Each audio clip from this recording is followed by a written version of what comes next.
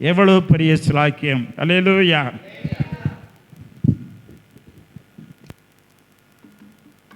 இந்த அருமையான காலைகளிலே கர்த்தருடைய வார்த்தைக்கு ஆதாரமாக வாசிக்கலாம். உபாகமம் 5ஆம் அதிகாரம் 22வது வசனம். உபாகமம் 5:22. உபாகமம் 5ஆம் அதிகாரம் 32வது வசனம். சார், உங்கள் தேவனாகிய கர்த்தர் உங்களுக்கு கற்பித்தபடியே செய்ய சாவதானமாயிருங்கள். வலது புறம் இடது புறம் சாயாதிருப்பீர்களாக. உங்கள் தேவனாகிய கர்த்தர் உங்களுக்கு கற்பித்தபடியே செய்ய சாவதானமாயிருங்கள். சாவதானமாயிருங்கள் அப்படின்னா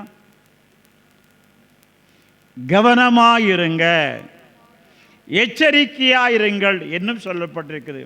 உங்கள் தேவனாகிய கர்த்தர் உங்களுக்கு சொன்னபடியே செய்ய எச்சரிக்கையாயிருங்கள். என்ன சொல்லாரு?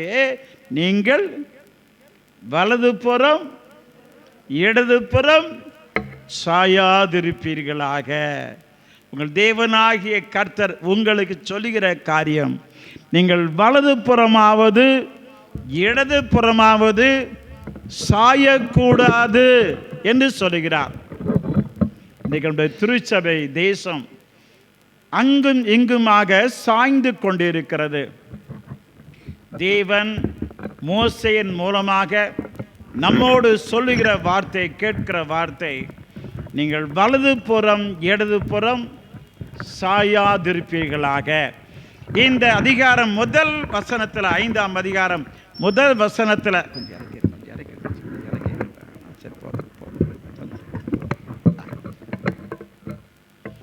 மோசே இஸ்ரவேலர், 5ஆம் அதிகாரம் முதல் வசனம்,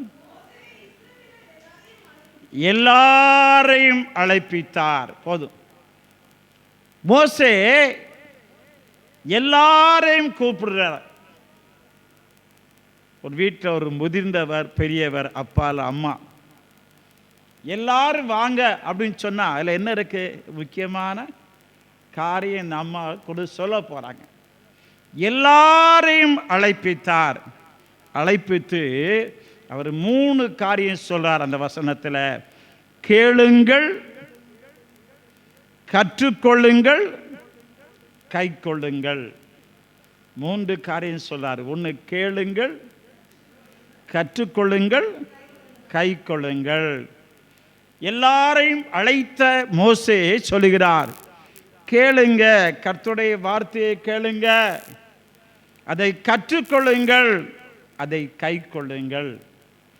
அப்படி கேட்டு கற்றுக்கொண்டு கை கொண்டால் கிடைக்கிற ஆசீர்வாதத்தான் அந்த அதிகாரம், உபாகம் 5ஆம் அதிகாரம் 33ஆம் வசனத்தில் சொல்றாரு. நீங்கள் அதை கேட்டு கை கொண்டு கற்றுக்கொண்டு வலது புறம் இடது புறம் சாயாமல் இருந்தால் உங்களுக்கு என்ன கிடைக்குமா? நீங்கள் பிழைத்திருப்பீர்கள். அல்லேலூயா. பிழைக்கணும்னு சொன்னால், இந்த உலகத்திலே அவருக்காக பிழைக்க வேண்டும் என்று சொன்னால் வலது புறம் இடது புறம் சாயாதிருங்கள், பிழைப்பீர்கள். அடுத்து சுகித்திருப்பீர்கள், சுகமாயிருப்பீங்க. நீங்க பிழைக்கணுமா, சுகமா இருக்கணுமா? கேளுங்கள், கற்றுக்கொள்ளுங்கள், கை கொள்ளுங்கள். அப்படி கேட்டு கற்று கை கொண்டு வலது புறம் இடது புறம் சாயாமல் இருக்கும்போது நீங்கள் பிழைத்திருப்பீர்கள், சுகித்திருப்பீர்கள். இன்னும் அதே உங்கள் வாழ்நாட்கள் நீடித்திருக்கும். அல்லேலூயா. நீங்கள் நீடித்திருக்கணுமா? கேளுங்க, கற்றுக்கொள்ளுங்க, அதை கை கொள்ளுங்கள். இன்னும் விடல. உபாகம் 6ஆம் அதிகாரம் 3ஆம் வசனத்தில் சொல்லாரு, நீங்கள் நன்றாயிருப்பீர்கள். நம்முடைய பகுதியில் சொல்ற மாதிரி, நல்லா இருப்பையா, நீ நல்லா இருப்ப. எப்ப நல்லா இருப்ப? அவருடைய வார்த்தையை கேட்கணும், கற்றுக்கொள்ளணும், கை கொள்ளணும். வலதுபுறம் இடதுபுறம் சாயக்கூடாது. நீ நல்லா இருக்கணுமா? தேவன் சொல்லுகிறார், கேளு. இன்னொரு ஆசீர்வாதத்தை அதே வசனத்தில் வாசிக்கிறோம். நீ மிகவும், உபாகமம் 6:3, விருத்தி அடைவாய். அல்லேலூயா. நீ குறுகி போகவில்லை, நீ விருத்தி அடைவாய். நம்ம யோசிச்சு பார்ப்போம். நம்ம நல்லா இருக்கணும்னா, பிழைத்திருக்கணும்னு சொன்னால், நாம் சுகித்திருக்க வேண்டும் என்று சொன்னால், விருத்தி அடைய வேண்டும் என்று சொன்னால், கடைசியாக சொல்ல காரியங்கள், வலது புறம் இடது புறம் சாயாதிருங்கள். யோசிச்சு பார்க்க, நம்ம எங்கே சாஞ்சிருக்கோம்? எங்கள் மாமா நல்ல வசதியான ஆள், அங்கே சாஞ்சிருவோம். எங்கள் அண்ணன் பெரிய எம்எல்ஏ, இப்போ அங்கே சாய்வோம். நீ உலகம் மனிதரை சாய்ந்து கொண்டிருக்கிறது. ஆண்டவர் சொல்லாரு, நீ என்னுடைய பிள்ளை, வலது புறம் இடது புறம் சாயாதே, சாயாதே. ஆதியாகமம் 19ஆம் அதிகாரம் 26ஆம் வசனத்தில் ஒரு அம்மா பின்னால பார்த்தாங்க. என்ன ஆச்சுது? உப்பு தூண் ஆயிட்டா. பின்னால பார்க்காத, வலது புறம் இடது புறம் சாயாதே. 1 சாமுவேல் 8ஆம் அதிகாரம் 5ஆம் வசனத்தில் வாசிக்கிறோம். இஸ்ரவேல் ஜனங்கள் அக்கம் பக்கம் பார்த்து எங்களுக்கும் ராஜா வேணும்னு கேட்டாங்க. ஆண்டவருக்கு கொடுக்க சரியான முழுமையான விருப்பம் இல்லை. சாமுவேலுக்கும் இது கஷ்டமா இருக்கு. இதுவரைக்கும் தீர்க்கதரிசிகள் ஜனங்களை ஆண்டு வந்தார்கள். இப்ப ஜனங்கள் வந்து அசீரியா சீரியாவை பார்த்து, அங்கெல்லாம் ராஜா இருக்கிறாங்க, எங்களுக்கு ராஜா இல்லை, எங்களுக்கும் ராஜா வேணும் அப்படின்னு கேட்டாங்க. சாமுவேலுக்கு இது கஷ்டமா இருக்கு. அப்போ ஆண்டவர் சாமுவேலுக்கு தரிசனம் மாதிரி, சாமுவேலே கவலைப்படாத, இந்த ஜனங்கள் உன்னை தள்ளவில்லை, என்னை தள்ளினார்கள். ஆகையினால கேட்கிறபடி ஒரு ராஜாவை அபிஷேகம் பண்ணு அப்படின்னு சொல்லிட்டு சவுலை சாமுவேல் ராஜாவாக அபிஷேகம் பண்ணினார். ஆனால் பண்ணிட்டு 1 சாமுவேல் 8ஆம் அதிகாரம் 5ஆம் வசனத்தில் வாசிக்கிறோம். 1 சாமுவேல் 15ஆம் அதிகாரம் 11ஆம் வசனம், சவுலை ராஜாவாக்குறதுக்காக தேவன் 1 சாமுவேல் 15:11 மனஸ்தாபப்பட்டார். அக்கம் பக்கம் பார்த்து ராஜா வேணும்னு சொல்லி கேட்ட ஜனங்கள் தேவன் ராஜாவை கொடுத்தார். ஆனால் சவுலை ராஜாவாக்கிறதுக்காக மனஸ்தாபப்பட்டார். பின்னால பார்க்காத, அக்கம் பக்கம் பார்க்காத. இன்னொரு சம்பவம் 2 சாமுவேல் 11ஆம் அதிகாரத்தில் இருக்கு. தாவீது ராஜா உப்பரிகின் மேல் ஏறினான். மேலே ஏறின ராஜா மேல் நோக்கி பார்த்திருந்தா நல்லா இருந்திருக்கும். அது எங்க பார்த்தாரு? கீழே பார்த்தாரு. விபச்சாரம் பண்ணினார், கொலை செய்தார். கீழே பார்க்காத, பின்னால பார்க்க கூடாது. அவனை பாரு, இவனை பாரு, அங்க பாரு, இங்க பாரு, பார்க்க கூடாது. கீழே பார்க்க கூடாது. உலகத்தில் ஒரு மிருகம் சாகும் போதுதான் மேலே பார்க்கும். என்னன்னு தெரியுமா? உலகத்தை ஒரே ஒரு மிருகம் எப்போ பார்த்தாலும் கீழே தான் பார்க்கும், சாகும்போது மட்டும்தான் மேலே பார்க்கும். என்னம்மா? பன்னி. அசுத்தமானது, கீழே பார்க்காத, வலது புறம் இடது புறம் சாயாதே. தேவன் உங்களோடு பேசுகிற காரியம். இன்னைக்கு காலங்கள் திருச்சபைகள் போகிற போக்கு வேதனையாக இருக்கு. ஐயா, பதவிக்கும் பட்டத்துக்கும் சண்டைகள். அவனை பார், இவனை பார், வலது புறம் இடது புறம் சாய்ந்து திருச்சபை அழைக்கப்பட்ட நோக்கத்தை மறந்து சீரழிந்து கொண்டிருக்கிறது. இந்த வேளையில் தேவன் உங்களோடு பேசுகிறார். நீ என்னுடைய பிள்ளை, வலது புறம் இடது புறம் சாயாத. ராமநாதபுரத்தில் கவுன்சில் சேர்மனாக ஊழியம் செய்யும்போது அடிக்கடி மதுரையில் ஹெட் ஆஃபீஸ் அங்கே அடிக்கடி போகின்றிருக்கும். ஆகையினால லோக்கல் பஸ் உண்டு, எல்லா ஸ்டாப்லையும் நிற்கும், அதில் ஏற மாட்டோம். 1 to 1 ராம்நாட்டில் ஏறினா மதுரையில் போய் நிற்கும். அந்த 1 to 3 பஸ்ஸு நிற்கும்.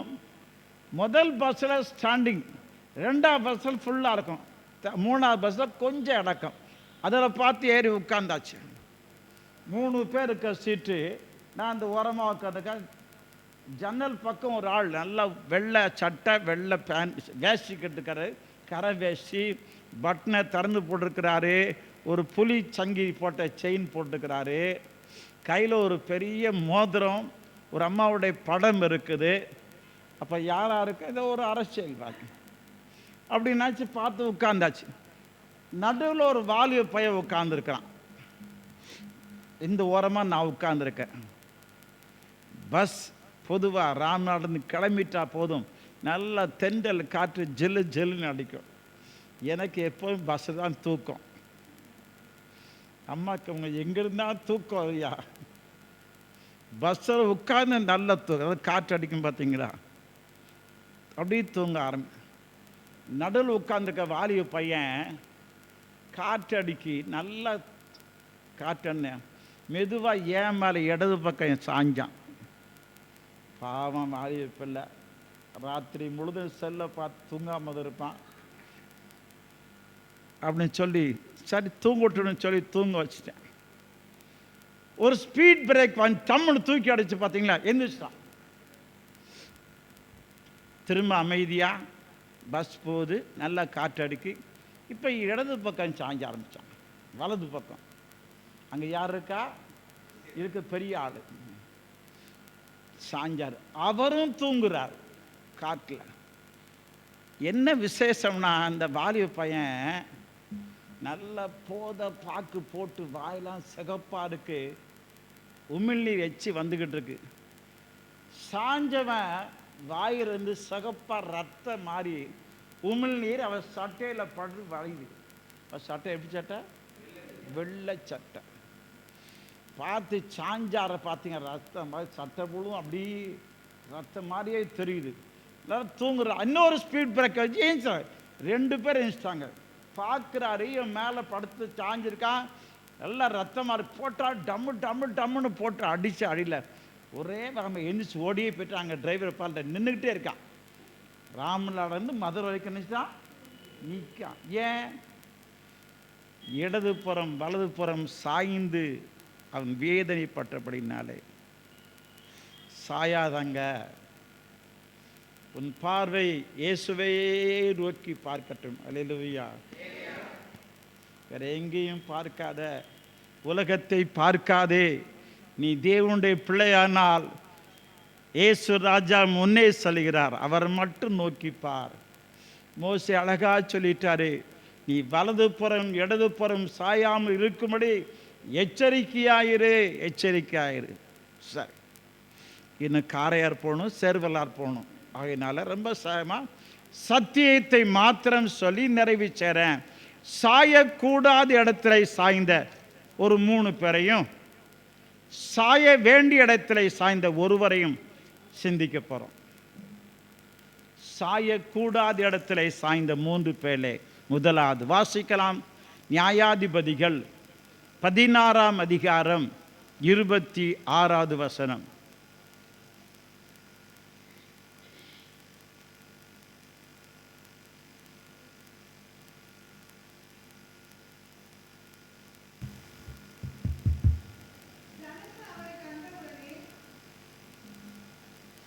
நியாயாதிபதிகள் 16ஆம் அதிகாரம் 26வது வசனம்.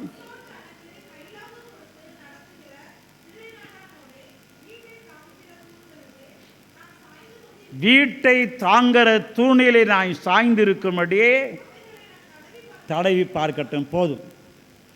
தூணிலே சாய்ந்தார் சிம்சோன். எங்க சாய்ந்திருக்கிறாரு? தூணு. பெலிஸ்திய தேசத்தில் பெரிய மண்டபம், 2 தூண் மட்டும்தான் அந்த மண்டபத்தை தாங்கும். என்ன சொல்லாரு, நான் தூணில் சாஞ்சிருக்கும்படி நான் தடவி பார்க்கட்டும். ஏன் தடவி பார்க்க? கண்ணு கூட்டா இருக்கான். ஒழுங்காக இருந்தால் நல்லா இருந்திருக்கும். கண்ணை பிடுங்கிட்டாங்க. கண் குருடாக இருக்கிறான். கடைசி நேரத்தில் வேடிக்கை காட்டும்படி மண்டபத்துக்கு அழைச்சிருக்காங்க. குருடாக இருக்கிற அவனை பார்த்து வேடிக்கைப்பட, நீயா எங்களை எத்தனை பேரை அழிச்ச கொன்ன என்று சொல்லி வேதனைப்பட்டு அவன் வேடிக்கை காட்டுறாங்க. நான் தூணை நினைச்சான், தடவி பார்ப்பதற்காக கேட்டான் இல்லை, தட்டி வீழ்த்துவதற்காக கேட்டான். அப்படியே தூணிலே சாய்ந்த சிம்சோன் அந்த 2 தூணை நினைச்சான், சாய்த்து போட்டான். தூணிலே சாய்ந்தார் சிம்சோன். இங்கே தூணில் சாஞ்சவன் ஏன் இந்த சூழ்நிலை அவனுக்கு வந்துச்சு? சிம்சோன் சொன்னாலே நீதியின் சூரியனை போன்றவன். சூரியனை போல இஸ்ரவேல் ஜனங்கள் வழிநடத்த வேண்டிய சிம்சோன் என்ன செய்றான்? தெளிலாளின் மடிவை படுத்து ரகசியம் வெளிப்பட்டு கண்கள் பிடுங்கி இப்போ குருடனாய் இருந்து வேடிக்கை காட்டுகிறான். கடைசியிலே மண்டபத்தை தாங்கின தூணை சாய்த்து போட்டான். இந்த தூணை சாய்க்கிறதுக்கு என்ன காரணம்? இதுக்கு முன்னாலே அவனை தாங்கின 2 பேரை சாய்ச்சினான். யார் அது? அவங்களுடைய அப்பா அம்மா. இங்கே தூணை சாய்துக்கு என்ன காரணம் சொன்னா, ஏற்கனவே முன்பாகவே அவன் தாய் தகப்பனுடைய வார்த்தையை சாய்த்து போட்டு விட்டான். ஏன் வாசிங்க பார்க்கலாம். நியாயாதிபதிகள் 14ஆம் அதிகாரம் 1 முதல் 3 வசனங்கள் வாசித்து பார்த்தீங்கன்னா, இந்த சிம்சோன் வாசிக்க நேரம் சத்திய சொல்ல, சிம்சோன் திம்னாத்தில் போகிற வேசியை பார்த்து அவனுக்கு கல்யாணம் பண்ணுங்கிறான். அப்பா அம்மா என்ன சொல்கிறாங்க? வேண்டாம்பா, இந்த பொண்ணு உனக்கு வேண்டாம் அப்படிங்க. அதுக்கு சிம்சோன் சொல்கிறான், அவள் கண்களுக்கு ரொம்ப பிரியமாக இருக்கிறாள், அவள் தான் வேணும். இங்கேயே சிம்சோன் தகப்பனை தாயுடைய ஆலோசனையை சாய்த்து போட்டான். அப்பாவுடைய ஆலோசனை சாய்த்து போட்டபடினாலே இப்போ என்னங்க சார், தூணை சாய்ச்சி போடுதான். அப்போ நாம் எங்கே சாஞ்சிருக்கோம்னா தூணில் சாஞ்சிருக்கிறோம். அதுக்கு என்ன காரணம்? நம்முடைய அப்பா அம்மா பெற்றோரை மதிக்கலை, கனம் பண்ணலை. யாத்ராமத்தில் வாசிக்கிறோம் 20ஆம் அதிகாரம், பூமியிலே உன் வாழ்நாள் நீடித்திருக்கும்படி உன் தகப்பனை உன் தாயையும் கனம் பண்ணுவாயாக. அப்பா அம்மாவுடைய ஆலோசனை சாய்த்து போட்டானே. இன்றைக்கு நம்முடைய குடும்பங்களில் இருக்கிற பிரச்சனைகளை பார்ப்போம். எத்தனையோ குடும்பத்தின் மக்கள் அழுது ஜெபம் பண்ண சொல்லுங்க, ஐயா என் மகளுக்காக ஜெபம் பண்ணுங்க ஐயா, அந்த பையன் வேண்டான்னு சொன்னேன் கேட்கலையா, விரும்பினபடி கல்யாணம் பண்ணிட்டான், 2 குழந்தைகள் பிறந்துச்சு, இப்போ பிடிச்சிக்கிட்டான். உன் வீட்டில் போய் 5 லட்சம் வாங்கிட்டு வா, 2 லட்சம் வாங்கிட்டு வா, நகையை கேடு. இப்போ பிடிச்சான் ஐயா, நான் சொன்ன என் பிள்ளை கேட்கலையா. பெற்றோரை கனஈனப்படுத்தி பெற்றோரின் ஆலோசனை சாய்ச்சி போட்ட எத்தனையோ குடும்பத்தின் மக்கள் இன்னைக்கு தூணோடு சாய்ந்து செத்து மடிந்து கொண்டிருக்கிறாங்களே. தேவன் சொல்கிறான், பெற்றோரை கனம் பண்ணு, பெற்றோரை கேள்வி பண்ணாத. அநேக பிள்ளைகள் கேட்குற கேள்வி, பெற்றோர் வந்து ஏதாவது சொன்னா, போங்கப்பா உங்களுக்கு ஒன்றுமே தெரியாதப்பா, நாங்கள் தான் ரொம்ப சாய்ந்து கொண்டிருக்கிறது உலகம். சாயாத, பெற்றோரை வேதனைப்படுத்தாத. தேவன் உன்னோடு பேசுகிறார். உடைய அப்பா அம்மாவை மனம் அடிவாக்கி இருந்தீங்கன்னு சொன்னால், அப்பா அம்மா உயிரோடு இருந்தால் ஓடிப்போய் அப்பா என்னை மன்னிச்சிருங்க, தேவன் உன்னை ஆசீர்வதிப்பார், என் வாழ்க்கை நீடித்திருக்கும். நீ நன்றாயிருப்பாய். சத்தியம் அப்படித்தான் சொல்லுது. ஒருவேளை இறந்து போயிட்டாங்கன்னா ஏசப்படுற மன்னிப்பு கேளு. ஏசப்பா, எங்கள் அப்பா இப்படி திட்டிட்டேன், என்னை மன்னியும் அப்படின்னு கேளுங்க. பெற்றோரை கனம் பண்ணுங்க. உன் வாழ்நாள் நீடித்திருக்கும்படி உன் தகப்பனையும் தாயையும் கனம் பண்ணுவாயாக. தூணாகிய தகப்பன் தாயை சிம்சோன் சாய்த்து போட்டபடினாலே இப்போ தூணிலே சாய்ந்து கொண்டு இருக்கிறான். கமுதி அப்படின்னு ஒரு ஊர் உண்டு. அந்த ஊரில் நான் ஊழியம் செய்யும்போது எங்கள் அம்மா, என் தாயார் எங்கள் கூட இருந்தாங்க. வயசு 80 வயசுக்கு மேலாச்சு. நிறைய மறதி உண்டு. என் கூட இருந்தாங்க. ஒரு நாள் ஞாயிற்றுக்கிழமை காலை 6 மெயின் சர்ச்சில் முடிஞ்சு சாயந்தரம் பக்கத்தில் மேலராம நதி அப்படின்னு ஒரு ஊர், அந்த ஊருக்கு போகணும். மத்தியானம் சாப்பிட்டு நல்லா தூங்கியாச்சு. 4 நாளைக்கு எழுந்துச்சு அம்மாவை பார்க்குறேன். அம்மாவை காணும். அம்மாவை தனியாக விட்டு எங்கே போகணும்னு சொல்லிட்டு தேடி தேடி பார்க்குறேன். 5 மணி 5:30 ஆச்சு, காணும். எம்மான்னு ஊர் வீடு வீடா தேடுறோம். 6 மணிக்கு எங்கேயோ இருந்து வர்றாங்க. எனக்கு வந்தது கோபம். 6:30க்கு சர்வீஸ் போனோம். எம்மா எங்கே போன?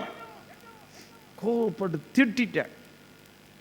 கரகரம் கைப்பிடிச்சு இழுத்து வீட்டை உட்காந்து கதவை போட்டுட்டு நாங்கள் ஆலயத்துக்கு போயாச்சு.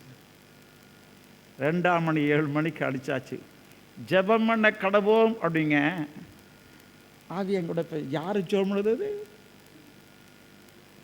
தீட்ட அம்மாவை திட்டிட்டு வந்திருக்க, நீயா ஜெபம் பண்ணுற? எனக்கு பயங்கரமான வேதனை, பயங்கர உளறல். சரியாகவே நடத்தலை. அப்படிப்பட்ட உளறல் என் வாழ்நாள் ஒரு நாள் நடந்து கிடையாது. ஏசப்பா என்னை மன்னியும், எங்கள் அம்மாவை தெரியாமல் பேசு அப்படி மனசுக்குள்ளேயே மன்னிப்பு கேட்டு பிரசங்கம் பண்ணிட்டு நேராக சமாதானத்தோடு போக்கலான்னு சொல்லிட்டு வேகமாக வீட்டுக்கு வந்தேன். எங்கள் அம்மா உட்காந்துருந்தாங்க. எனக்கு ரொம்ப வேதனையாக போச்சு. கையை பிடிச்சேம்மா, என்னை மன்னிச்சிருங்கம்மா,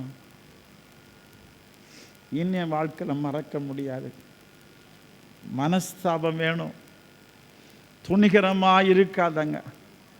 இறங்கி வந்து நீ தூணை சாய்த்து போட்டபடினாலே மனம் திரும்பு. நீங்கள் வலது புறம் இடது புறம் சாயாதிருப்பீர்களாக.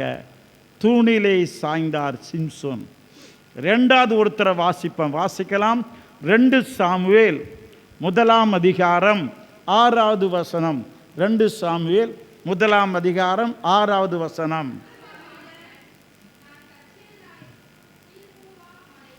சரி, நேரமாகுது. காரையார் போகணும், சேர்வால் போகணும். இங்கே ஒரு மனிதர் எங்கே சாஞ்சார் தெரியுமா? ஈட்டியில் சாஞ்சு நிற்கிறார். யார் இவர்? சவுல் ராஜா யுத்தத்துக்கு போயிருக்கிறார். அமலேக்கியரோடு கூட யுத்தத்தில் எல்லாரும் இஸ்ரவேல் ஜனங்கள் தோற்று போனாங்க. எல்லாரும் பயந்து ஓடுறாங்க. சவுலையும் அந்த அமலேக்கிய ராஜா கொண்டு போடான்னு சொல்லிட்டு இந்த சவுல் பயந்து போய் வேகமாக ஓடி போய் தன்னுடைய ஈட்டியை நட்டு அது மேலே சாஞ்சி கிடக்க. நான் கதை சொல்லலை, வேதத்தில் உள்ளதை சொல்கிறேன். சாஞ்சு கிடக்கிற, உயிர் போக மாட்டேக்கு. பக்கத்தில் ஒரு வாலிபாய் பையன் போகிறான். இங்கே வா, நீ யார்? நான் அமலேக்கியங்க. இப்போ எனக்கு ஜீவன் போக மாட்டேக்குது, என்னை ஒரே கொத்தி கொண்டு போடுப்பா. அந்த அமலேக்கியன் இவனை குத்தி கொண்டு போட்டான். ஈட்டியிலே சாய்ந்தார் சவுல். ஈட்டியிலே சாய்ந்தார் சவுல். தூணிலே சாய்ந்தவர் சிம்சோன், ஈட்டியிலே சாய்ந்தவர் சவுல். ஏன் இப்படி சாயணும்? ஈட்டிலே சாய என்ன காரணம்? இவனுடைய கீழ்ப்படியாமை என்ன? ஆண்டவர் இவனை எதுக்காக முதல் தலைமை ராஜாவாக்கினார் தெரியுமா? இஸ்ரவேல் ஜனங்கள் எகிப்திலிருந்து கானான் தேசம் வரும்போது அமலேக்கியர் அவளை போக விடாமல் நினைச்சாங்க, தடுத்தார்கள். அப்போதே ஆண்டவர் மனசு வச்சாரு, என் ஜனங்கள் முன்னேற விடாமல் தடுக்கிறபடினாலே இவர்களை வானத்தின் கீழ் இராதபடி சங்காரம் பண்ணி போடுவேன் அப்படின்னு சொல்லி மனசை வச்சுக்கிட்டாரு. இப்போ சவுல் ராஜா ஆயிட்டாரு. சொல்றார், போ அமலேக்கோட யுத்தம் பண்ணு, சிறியவர்கள் பெரியவர்கள் ஆணு பெண்ணு கர்ப்பத்தை ஆடு மாடு ஒண்ணு விட்டுறாத, எல்லாரையும் சங்காரம் பண்ணு அப்படிங்கிறார். ஏன்? வைராக்கியம் உள்ள தேவன் நம்முடைய தேவன். தன்னுடைய ஜனங்கள் எகிப்திலிருந்து வரும்போது தடை பண்ணினாங்களே, ஆகையினாலே ஜனங்கள் மேல் தனக்காக வைராக்கியம் உள்ள தேவன் சொல்லாரு, என் ஜனங்களுக்காக நான் வைராக்கியமாக இருக்கிறேன், ஆகையினால ஒரு சின்ன பூச்சி கூட இருக்கக்கூடாது, சங்காரம் பண்ணு அப்படின்னு சொல்லி அனுப்பினார். ஆனால் சவுல் என்ன செய்தான்? ஒன்றும் செய்யல. சவுல் என்ன செய்தாரு? சவுல் என்ன செய்தாரு?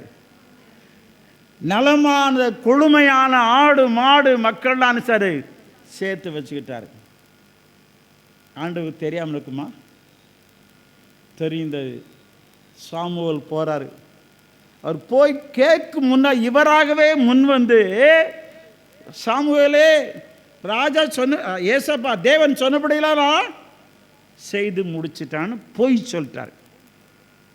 அப்போ சாமுவேல், அப்படியானால் என் காதுகளில் விடுக ஆடு மாடுகள் சத்தம். ஐயோ, சாமுவேலுக்கு தெரிஞ்சு போச்சு. அதை மறைக்க இன்னொரு போய், எதுக்காக நான் அந்த ஆடு மாடெல்லாம் கொடுனேன்? என்ன சொல்றாரு? அவருக்கு பலி செலுத்த கொண்டேன், எனக்கு இல்லை, அவருக்கு பலி செலுத்த கொண்டேன். அப்போ ஆண்டவர் சொல்ல, பலியை பார்க்கலும் கீழ்ப்படிதலும் ஆட்டுக்கடாக்கு நினத்தை பார்க்கலும் செவி கொடுத்தலையும் உத்தமம். நீ என் வார்த்தைக்கு செவி கொடுக்கல, எனக்கு கீழ்ப்படியல, நான் வைராக்கியமாக இருந்தேன். என் ஜனங்கள் தடை பண்ணார அமலேக்கியர், என் ஜனங்களுக்காக வைராக்கியம் கொண்டேன், என் வைராக்கியத்தை நீ நிறைவேற்றி முடிக்காமல் போனான். ஆகையினால சவுல் ஈட்டியிலே சாய்ந்து செத்து மடிந்தான். அப்படின்னு சொன்னா, நாம தேவனுடைய விருப்பத்தை செய்யாவிட்டால் நம்முடைய வாழ்க்கை பரிதாபம். ஆண்டவரே, உமக்கு பிரியமானதை செய்ய நான் விரும்புகிறேன் அப்படின்னு தாவீது ஜெபிக்கிறாரு. நாம் தேவனுடைய விருப்பத்தை செய்யாமற் போனால் ஈட்டிலே சாய வேண்டிய சூழ்நிலை ஏற்படும். தேவனுடைய வைராக்கியத்தை தேவனுக்கு இந்த சவுல் கீழ்ப்படியாமல் போனபடினாலே ஈட்டிலே சாய்ந்தார். வலது புறம் இடது புறம் சாயாதே, தூணிலை சாய்ந்தார் சிம்சோன், ஈட்டிலை சாய்ந்தார். சரி, இன்னொரு மூன்றாவது சாயக்கூடாத இடத்துல சாய்ந்த மூன்றாவது நபரை சிந்திப்போம். 2 தீமோத்தேயு 4ஆம் அதிகாரம் 4ஆம் வசனத்தில் ஒரு வசனம் சொல்லு, கட்டுக்கதைகளுக்கு சாயாதிருப்பீர்களாக. கட்டுக்கதை, கட்டுக்கதை சத்தியத்தை விட்டு விலகி கட்டுக்கதைகளுக்கு சாயாதே. கட்டுகளை கதைக்கு சாய்ந்த ஒரு மனிதர், ஒரு ராஜா யார் தெரியுமா? சாலமோன். தேவ தரிசனம் பெற்றவர். ஆரம்பத்தில் நல்லா தான் இருந்தான். ஆனால் 1 ராஜாக்கள் 11ஆம் அதிகாரத்தை வாசித்து பார்த்தீங்கன்னா, முதல் வசனத்தில் அவன் செய்த காரியம், அந்நிய ஸ்திரீகள் மேல் ஆசை வைத்தான். 11:2 சொல்லுது, அவர்களோட ஐக்கியமாயிருந்தான். 11:3 கடைசி பகுதியை வாசிக்கிறோம், அவனை இருதயத்தை வழுவி போக பண்ணினார்கள். 4ஆம் வசனத்திலே வாசிக்கிறோம், அந்நிய தேவர்களை பின்பற்றும்படி சாய பண்ணினார்கள். 11:4 கடைசி பகுதியில் வாசிக்கிறோம், உடைய இருதயம் தேவனுடைய பார்வையிலே உத்தமமாயிருக்கவில்லை. கட்டுக்கதைகளுக்கு ஒரு ஸ்திரீகளை, நிறைய ஸ்திரீகளை தீரு சீதோன் சுத்திருக்க எல்லா தேசத்திலுமே பெண் கொண்டான். அவங்க எல்லாம் இவனுக்கு தவறான கட்டுக்கதைகளுக்கு சொல்லி கொடுத்தாங்க. ஏன் கட்டுக்கதைகள்? அந்த தெய்வதை நல்ல தெய்வதை அப்படின்னு சொல்லி கட்டுக்கதைகளுக்கெல்லாம் சொல்லி சாலமோன் ராஜா ஜீவனுள்ள தேவனை சாயாதபடிக்கு கட்டுக்கதைகளுக்கு சாய்ந்தான். என்னாச்சு? இவனால தான் அவனுடைய குமாரனின் காலத்தில் இஸ்ரவேல் தேசம் ரெண்டாக. நம்ம கட்டுக்கதைகளுக்கு சாய்ந்தால் பிரிவினை தான். ஆண்டவர் சொல்லாரு, கட்டுக்கதைகளுக்கு சாயாதே. தேசத்தில் பார்த்தீங்கன்னா சத்தியத்தை மறந்து கிளி ஜோசியம், குரங்கு ஜோசியம், இப்படி ஜோசியத்தை பார்த்துட்டு இருக்கோம். ஒரு ஊரில் நான் இருக்கும்போது வீட்டில் கல்யாண பத்திரிக்கை கொண்டு வந்தாங்க. ஐயா என் மகனுக்கு கல்யாணம். ஐயா சரி, பார்த்தா அந்த கல்யாணம் எப்போ தெரியுமா? காலை 8:56 மேல், 10:23 உள். 8:56 மேலே, 10:23 உள்ள. ஏன் அதுக்கு பிறகு என்னாச்சா? இதை கட்டுக்கதை. என்ன கட்டுக்கதைகளுக்கு நாம் சத்தம் முடியும். என்னையா இது? சரி, இப்படி போட்டாங்களே. எத்தனை மணிக்கு கல்யாணம் தெரியுமா? 11:30 தான் வருவாங்க உள்ள. கட்டுக்கதைகளுக்கு சாய்ந்து வீணா பொறையே. திருச்சபையே, தேசமே, தேவன் சத்தியத்தை உனக்கு கொடுத்திருக்க, நீ மற்ற தெய்வத்தின் காரியங்களாம் பார்த்து வீணான கட்டுக்கதைகளுக்கு செவி கொடுக்கிறாயே. எனக்கு சத்தியம்தான் வேணும்யா. சத்தியத்தை அறிவீர்கள், சத்தியம் உங்களை விடுதலை ஆக்கும். கட்டுக்கதைகளுக்கு சாயாத, வலதுபுறம் இடதுபுறம் சாயாதே என்று சொல்லி தேவன் எச்சரிக்கிறார். இன்னொரு ஊர், அங்கே உள்ள போதர் திடீர்னு அவசரமாக வெளியே போகணுமா, என்ன கூப்பிட்டாங்க. ஐயா ஒரு அடக்கம் ஐயா, நடத்தி போவீங்களா? சரி அப்படின்னு போயாச்சு. ஆலயத்தை முன்னால் பாடி வச்சு ஜோமடி கல்லறத்தோட கொண்டியாச்சு. குழி தோண்டி இருக்கிறாங்க. அந்த பாடி இறக்கி வச்சுக்கு ஜோமனு முடிச்சாச்சு. கீழே ஒருத்தர் உள்ள குழியில் நிற்கிறாரு. ஜோமெல்லாம் முடித்த உடனே அவர் பைக்குள்ளே இருந்து ₹1 காயின் எடுத்து அவர் கை மேலே வச்சு கண்ணை ஊற்றிக்கிட்டு பைக்கில் போட்டுதார். நான் பார்த்து என்னடா இவர் செஞ்சாரா? மேலேருந்து படுபடுபடுங்க. ஐயா இந்தா ஐயா, இதை வச்சுட்டா. மேலேருந்து எல்லாரும் வாங்கி காசை வச்சு செத்து போன கையில் வச்சு துட்டை கண்ணில் ஊற்றி பைக்கில் போடுதாங்க. எனக்கு என்னடா பண்ணுங்க ஐயா, இப்படி செஞ்சா எங்கள் செல்வம் பெருகும், தருத்திரம் என்ன வரும்? செத்து போகிற கட்டுக்கதைகளுக்கு இன்னைக்கு திருச்சபை தேசம் செவி கொடுத்து சீரழிந்து கொண்டிருக்கிறது. உன்னோடு தேவன் பேசுகிறார். வலது புறம் இடது புறம் சாயாதே. ஆண்டவரே, உம்மை மட்டும் நோக்கி பார்ப்பையா. என் வாழ்க்கையின் கடைசி வரைக்கும் தூணில் சாய மாட்டேன், அப்பா அம்மாவை சாய்க்க மாட்டேன். நான் ஈட்டி உம்முடைய வைராக்கியத்துக்கு நான் கீழ்ப்படிவேன். கட்டுக்கதைகளுக்கு சாய மாட்டேன். சாயக்கூடாத இடத்துல சாய்ந்த 3 பேர் 5 நிமிடத்தில் சாய வேண்டிய இடத்துல சாய்ந்த ஒருத்தரை குறித்து வாசிக்க போகிறோம். யோவான் 13, 23, 25. இங்கே ஒருத்தரை குறித்து வாசிக்கிறோம். எங்கே சாய்ந்திருந்தாரு? இயேசுவின் மார்பலை சாய்ந்தான் யோவான். அல்லேலூயா. என்ன ஒரு நல்ல சந்தோஷமான அனுபவம் இல்லையா? சீசெல்லாம் இருக்கிறாங்க. ஒருத்தனை காட்டி கொடுப்பா அப்படின்னு ஆண்டவர் சொல்லாரு. சீசலுக்கு யாருன்னு புரியலை. பேதுரு இயேசுவின் மார்பலை ஒருத்தர் சாஞ்சிருக்காரு. யோவான் வரை பார்த்து, யார் கேளு அப்படின்னா, இயேசுவின் மார்பை சாய்ந்திருந்தால் அவருடைய உள்ளத்தின் ரகசியங்களை உனக்கு தெரிவிப்பார். அல்லேலூயா. ஆண்டவரே, உம்முடைய மார்பலை சாய்ந்தியலை. எனது தலைவன் இயேசு ராஜன் மார்பலை சாய்ந்திருப்பேன். மகிமையான காரியம்.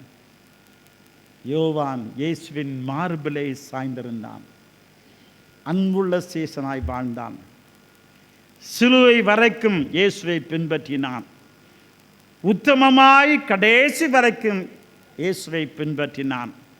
பத்மு தீவிலே பாடுபட்டு தரிசனம் பெற்றார்.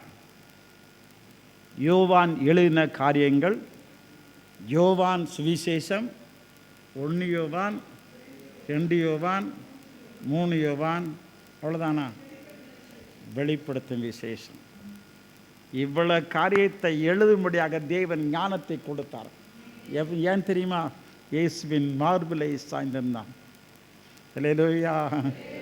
ஆண்டவரே, நான் தூணில் சாயக்கூடாதையா, ஈட்டில் சாயக்கூடாது, கட்டு கதைகளுக்கு சாயக்கூடாது, ஒரு மார்பு தான் சாயணையா. ஆத்ம நேசரின் அங்க மகத்துவம் அப்படின்னு ஒரு புஸ்தகம் பார்த்துருக்கீங்களா? அது லெந்து நாட்களில் காலை 6 நெல்லை வாசிப்பாங்க. பரமானந்தம் ஐயர் அப்படின்னு ஒருத்தர் ஐயா, அதை ஆண்டோடைய தலையிலிருந்து நெற்றி, கண், மூக்கு எல்லாம் ஒவ்வொரு அங்கத்தையாக விவரித்து பேசுகிறார். ஒரு கடத்தில் இயேசுவின் மார்பு அப்படின்னு வரும்போது இந்த சம்பவம் சொல்லப்படுது. யோவான் இயேசுவின் மார்பிலை சாய்ந்திருந்தான். இந்த பரமானந்த ஐயா தரிசனத்தை பார்க்குறாங்க. பார்த்துட்டு யோவான் மேலே கோபம். ஏன் கோபம்? எப்பா, எவ்வளவு நேரம் என் நேசன் மார்பல் நீ மட்டும் சாஞ்சிருப்ப, கொஞ்சம் தள்ளிப்போ, நானும் சாயணும் அப்படின்னு எழுதுறாரு. ஆண்டவரே, யோவானை போல நானும் உடைய மார்பலை சாய்ந்து இளைப்பாறும் வரைக்கும் உம்மையே நோக்கி பார்ப்பேன். அல்லேலூயா.